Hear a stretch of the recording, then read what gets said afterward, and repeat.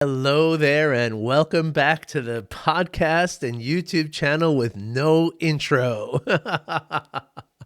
My name is Art Burns, and I'm really happy to be here with you. And for anybody who is just watching this channel or podcast for the first time, that statement might have seemed a little odd, maybe confusing to you. So let me explain, okay? For a long time now, for almost 600 episodes, actually over 600 episodes, I've jumped on here and tried to be like the MC, like, hey, everybody, welcome to the podcast. This is showing up to your life. And while that's really fun and stuff, it's kind of hard to transition from that, from like MC promotion guy to like teacher guy and trying to give you the information that I'm trying to give you. So the idea here is that I keep telling myself that this is the podcast with no introduction so that I can record an intro. And place it in the beginning of each one of these episodes. Trouble is, there's some deficiency in technical knowledge and also deficiency in free time to do so. For all of you who do not know me, not only do I produce this podcast and YouTube channel every day, I also produce content for TikTok. You can check me out over there. Also Instagram and Facebook, same content, just gets shared across those various platforms.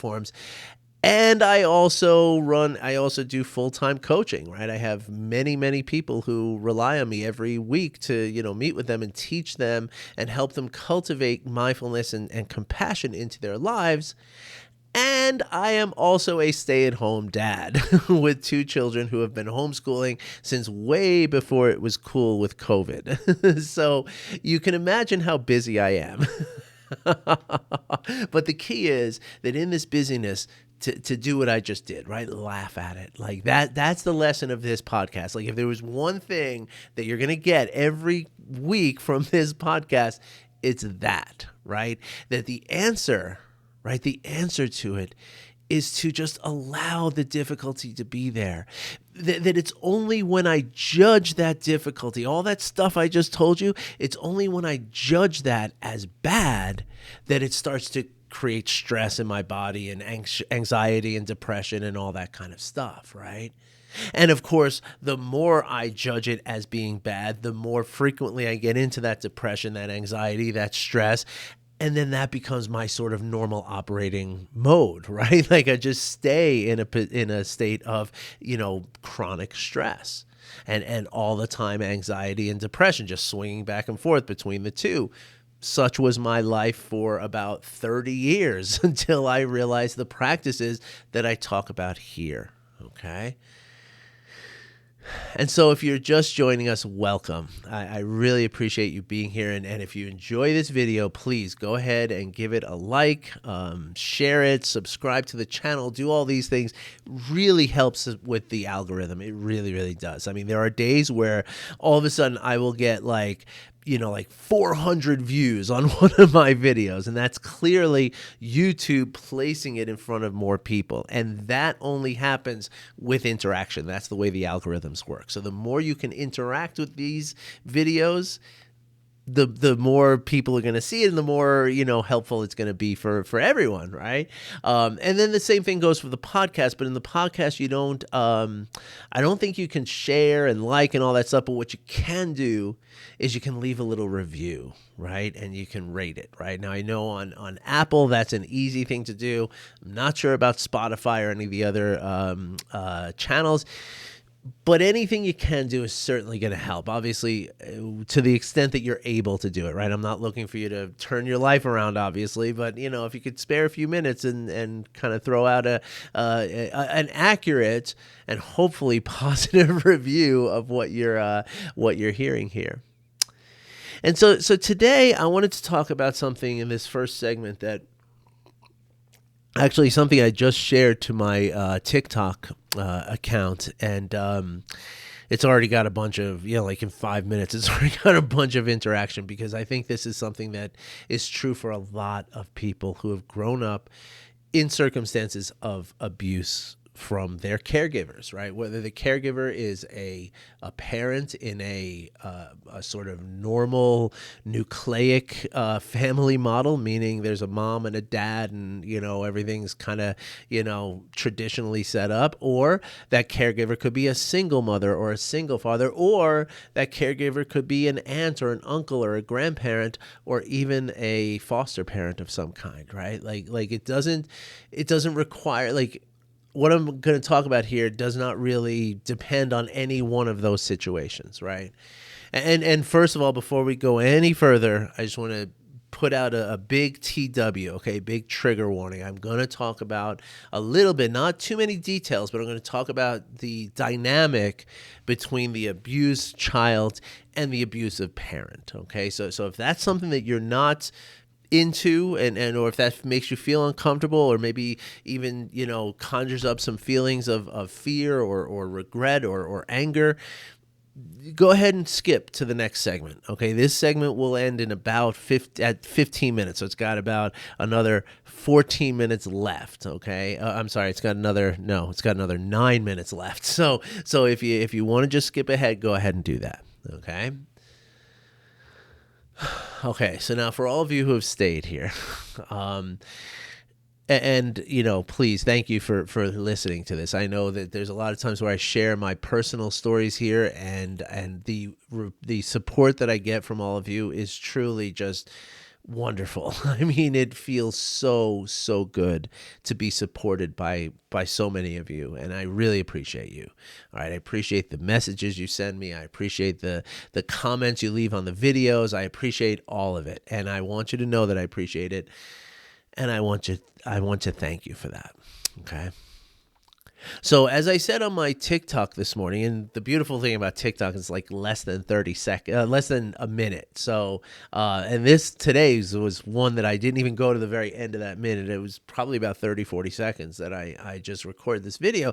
And basically what I said is as follows, that, when I was growing up as a child in what now I know is an abusive situation with my mother, at the time, I didn't think I was abused, right? And I remember specifically like seeing there was one television show that I think it was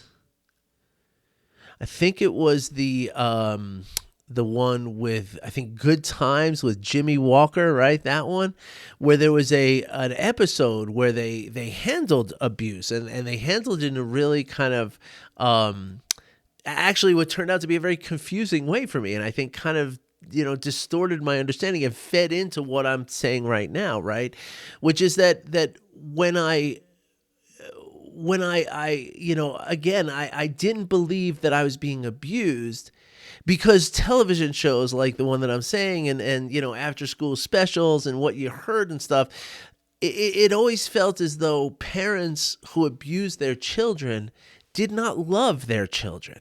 And I always had the sense, no matter how bad things got, no matter how, horribly my mother was like actively, beating me. I mean, she would have called it spanking and I called it spanking back then, but calling it what it really is, I mean, she was just beating me. And the reality is, though, that I understand now that she was just overwhelmed on herself, right? And that's the thing, right? It wasn't this like hateful thing. But anyway, the thing that I said this morning is that I never believed that I was being abused because I always believed that my parents loved me. I know I've already said that, but it's important to repeat, right? And again, I believed that abusive parents did not love their children. They were actively doing things from a place of hate and like, disdain.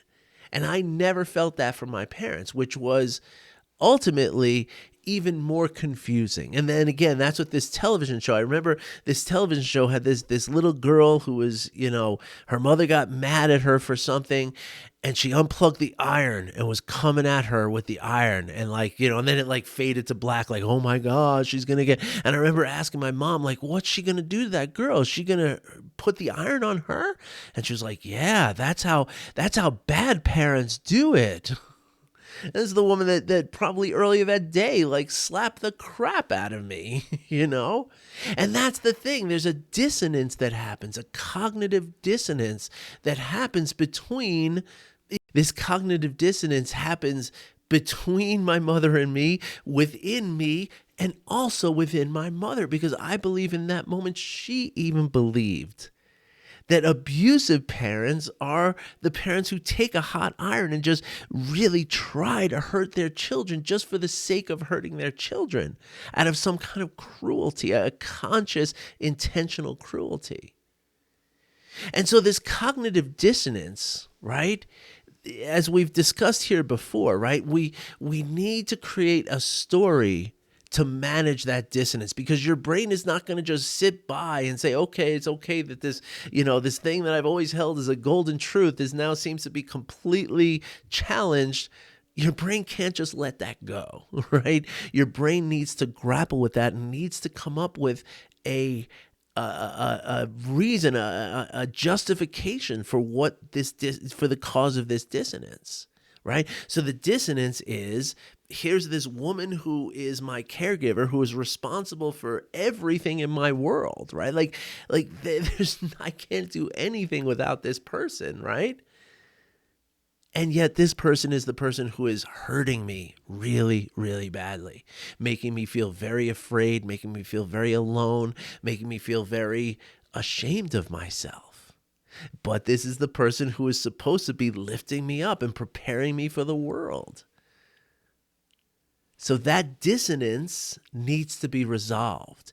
And the only way a young child can resolve that dissonance is through this really, really horrible process whereby I decided that, well, my mother can't be wrong, right? She loves me and she's doing this to me anyway. So therefore, I must deserve this.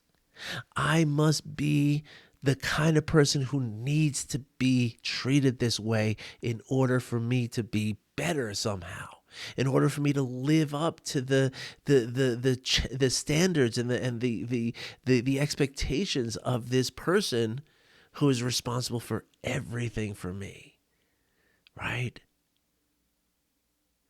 And so, of course, this did set me up for a lifetime of self-criticism, because again, this woman is my mother, so I have to agree with her. If she tells me that I'm effed up and I need to be beaten in order to get better, well, then she must be right.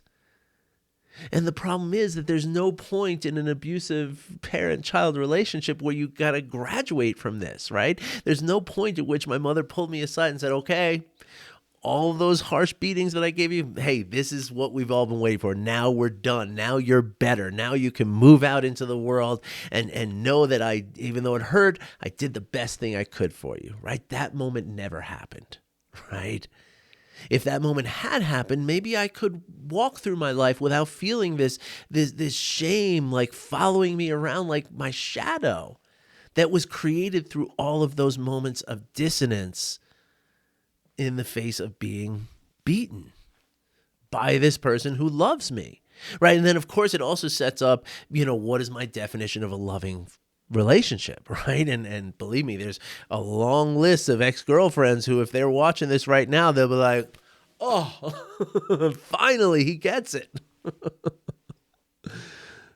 Because my understanding of a loving relationship included abuse. That's where this gets so dangerous. And that is exactly why I'm going to actually just kill about 30 more seconds here, because we're almost at the point where the people who I told to, not watch this because of the trigger warning, they're about to come in, and I really want them to hear this statement, okay? Because of because of this sense of this very warped and absurd sense that I somehow deserved all this, that somehow I am flawed and I almost need this abuse, right? Because of that. And because of that sort of mindset that I've carried with me for my entire life, because again, there is no point at which, your abuser says, okay, we're done. Now it's all good. Congratulations, you lived through it. Now you're all set. Right? It didn't happen that way. And I also was not fortunate to have, parents who were enlightened enough to send me to therapy. They weren't even self-reflective enough to know what they had done, right? And so in many ways, right, looking back on this, it's, whether it's intentionally looking back on this or as you might know from trauma experiences of your own, the intrusive thoughts and the reminders that we get in these weirdest of times, like, all of a sudden I'm thinking about my mother throwing a math textbook at me when I failed a test, at 8 years old or something like that, right? Like my son was 8 years old and I would never try to hurt him that way, right? Like it was ridiculous. But because I carried this with me all my life, because I was sure that because this person is the smart one, right? She's the one who's teaching me everything. So therefore, who am I to argue? I do deserve it. I'm not worthy of compassionate love and kindness. I need this kind of abuse in order to survive. And that is why, folks, self-compassion is the greatest tool that we have available to us to heal from this trauma. The greatest tool. Because self-compassion provides that support that I never got from the outside as a child. And so as I'm looking back on this, whether it's, again, intentionally and consciously or just in those moments where it just pops in, right? If I can hold myself, if I can hold this memory and the physical sensations and the thoughts that are and emotions that are surrounding it, if I can hold all of that big, hot, gross mess, if I can hold it in the compassion of my heart, then it helps me to not lose myself in it. It helps me not to, to go all the way back to being that 8-year-old kid with a math book flying at my face, but instead seeing it from here as a grounded and loving adult full of compassion for everyone and myself. And now I can reach out to that young child and say, hey, let me help you out here, And that's how we heal from this, okay? All right, on to the next segment. Thank you, everybody, for checking this out, and thank you, all of you, for leaving for the trigger warning. But I specifically went a little bit longer because I wanted you to hear that last part about self-compassion. If you have any questions about that, please contact me, okay? Because at the end of this week, I'm going to be announcing that 1 week after the end of this week, I'm going to be starting an 8-week program of self-compassion that's going to be so valuable. Whether you had childhood trauma or not, it's going to be something that's very valuable. So if you have any questions about that, fire away. Otherwise, look out for more information in the coming days. All right, everybody. Thanks for watching. I'll see you in the next segment. So, welcome back to the next segment here. I just kind of keep going with, as if we're continuing a conversation here.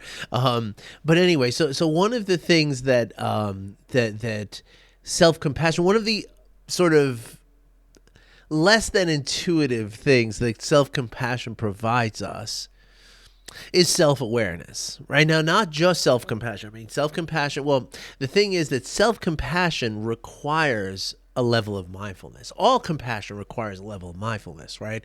Because mindfulness is about noticing, right? It's about seeing. It's about really being with what's going on, right?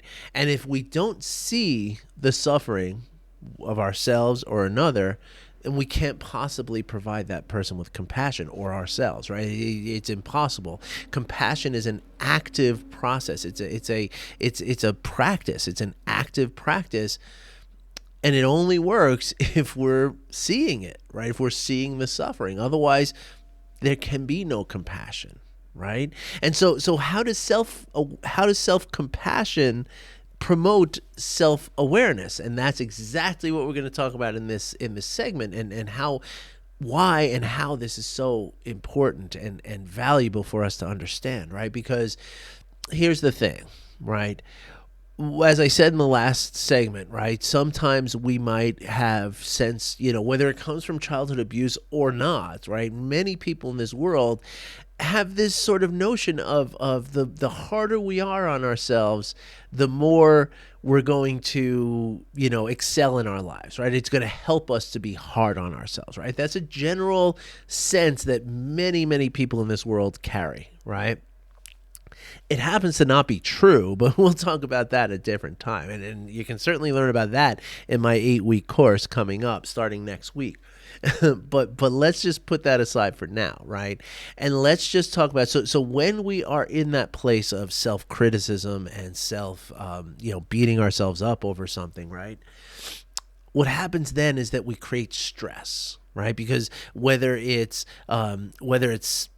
beating ourselves up or we're criticizing ourselves, our brain, as I talk about here a lot, our brain doesn't really know the difference between, just thinking that, like telling ourselves that we're, that we did something bad or that we're not worthy of something, right? Our brain doesn't really know the difference between ourselves telling us that and somebody else screaming it in our face, right? Somebody who we're going to believe, right?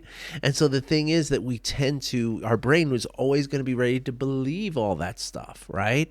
And when your brain hears that you're beating yourself up over something, right?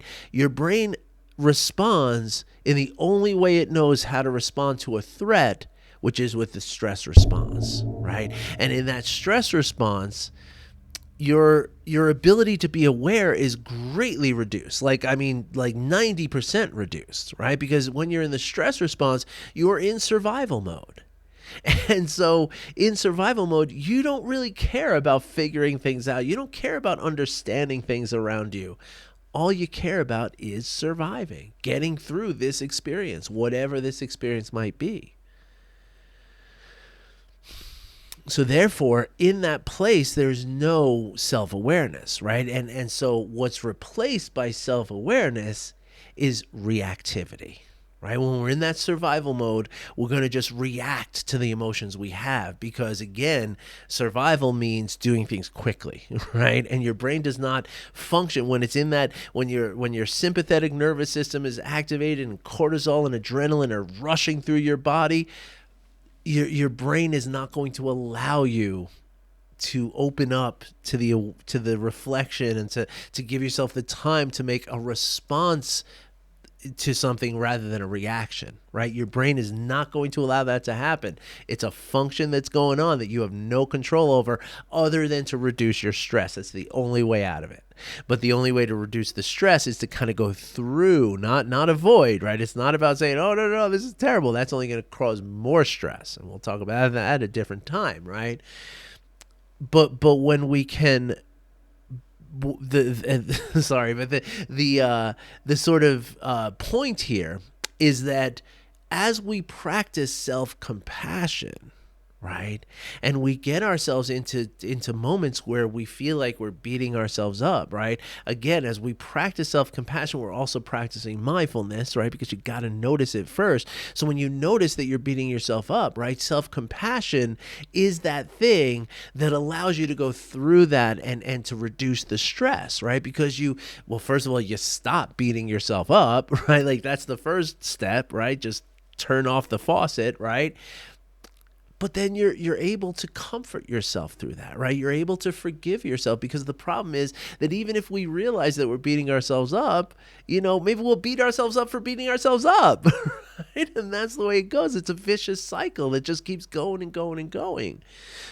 So the awareness that we have, right, the self-compassion will allow us to become more supportively aware of the way that we're beating ourselves up, right? And that helps to ground us back in the present moment and then helps us to, sort of soothe ourselves through this difficulty, support ourselves through this difficulty, right?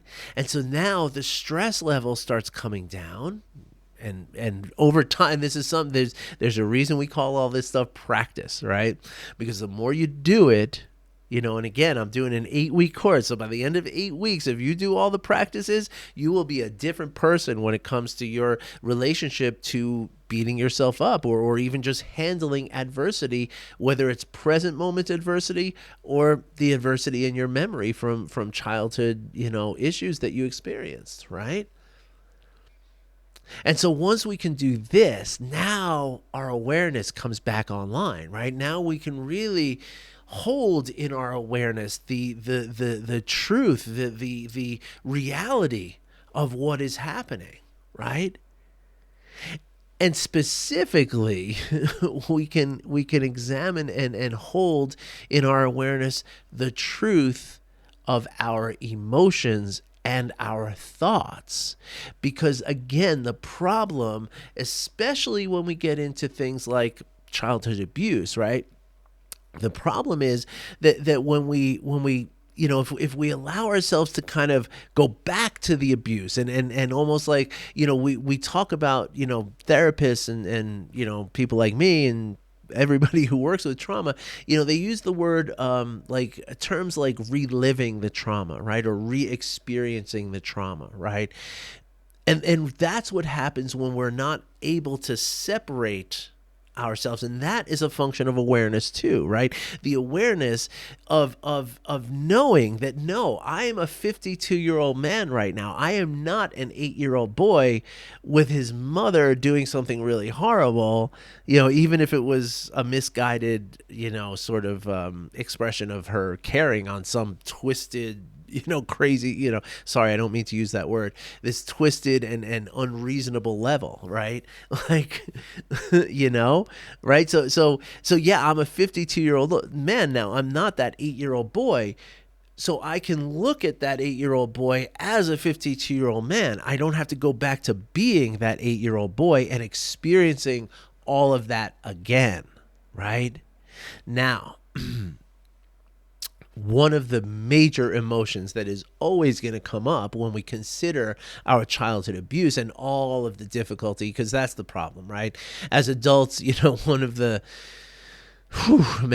most difficult things that I experience now is when I recognize the behavior that I have that's really disruptive and has disrupted me for years. And I say, oh, man, that is coming straight from my trauma. That's it. That's my trauma right there.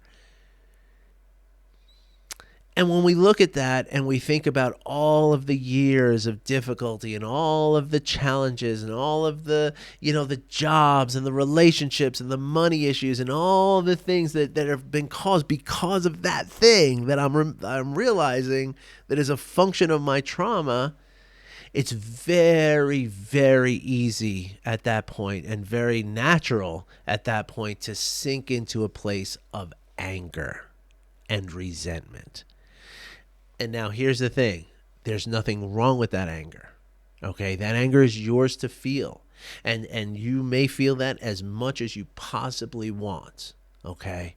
And you should. Right? You should not block it out. You should not say, oh, no, it's not appropriate to be angry. I don't want to be angry. Do not push it away. Allow yourself to feel that anger, okay? It's very, very necessary to do so. But, and again, this is where the self-awareness really beautifully combines with the self-compassion and the mindfulness, which is that, again, that sort of distancing we can, that sort of separation, like the non-identification of the emotions and the thoughts, right, allows us to step back from it a little bit, right? And that's where, even though we're feeling the anger and even though we're allowing our body to process the anger, which again is very, very important, do not try to block anger ever. It's never a good thing. It's going to hurt you.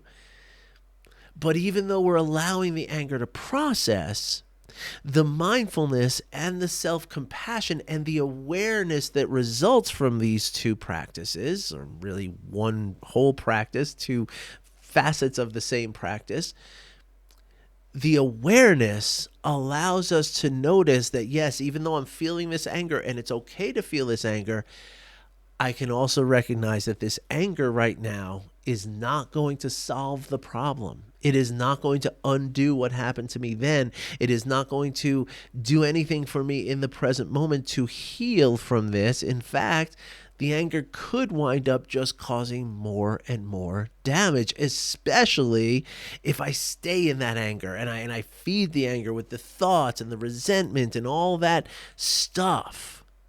So the self-awareness that comes through the self-compassion and the mindfulness allows me to see that anger, while important and while very valid and something I need to feel here and there, it is largely obsolete at the same time, right? It is not something that is going to, well, here's the thing. The awareness allows me to feel the anger and allow the anger to motivate me in a way. Now, maybe that motivation is saying, severing a relationship with someone, right? Even though they're still your mother, still your father, still your whatever, right? It's like, no, you are my abuser and it's toxic and it hurts me.